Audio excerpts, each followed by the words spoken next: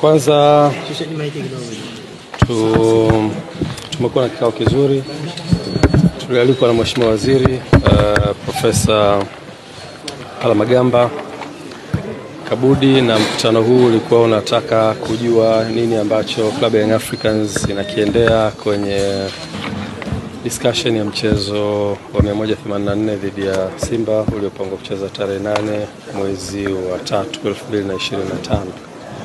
Uongozi wa Club ya Young Africans pamoja na ukiwa umeambatana na excom wake wote pamoja na mtendaji mkuu uliweza kukutana na Mheshimiwa Waziri na Mheshimiwa Naibu Waziri, Mheshimiwa Katibu Mkuu, Mheshimiwa Naibu Katibu Mkuu na mwenyekiti wa Baraza la Michezo la Taifa kwa ajili ya kujadili kitu ambacho kilitokea.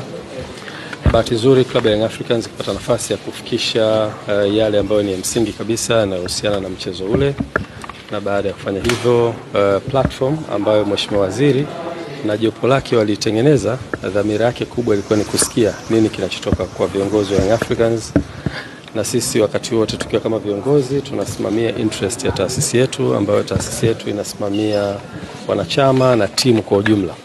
Kwa hiyo tulikwenda kufikisha ujumbe wetu na uhusiana na position yetu kama taasisi, lakini pia Mheshimiwa Waziri na timu yake wakatusikiliza kwa kirefu, wakapata nafasi ya kuuliza maswali, kutaka kujua, na tuliweza kufikisha ujumbe wetu vizuri. Na Mheshimiwa Waziri alikuwa na mwanzo mzuri kwa kueleza kwamba platform hiyo sio platform inaweza kufanya maamuzi, isipokuwa ni platform ya kutafuta solution ya tatizo ambalo limetokea. Kwa hiyo alikuwa anataka kujifunza kutoka kwa Young Africans nini hasa kinachowasibu na nini position yao. Kwa hiyo tumeweza kufikisha yote ambayo tunastahili kuyafikisha kama viongozi, ambayo yanabeba ujumbe wa kamati ya utendaji, lakini ujumbe wa wanachama wetu na wapenzi na mashabiki waliokuwa nchi nzima.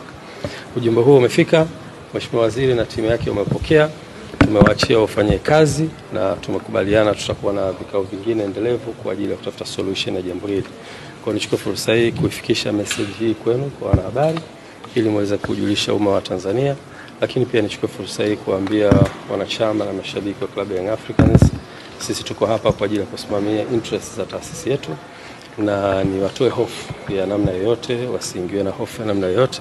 Viongozi wao ni viongozi imara na wako hapa kwa ajili ya kusimamia interest za taasisi.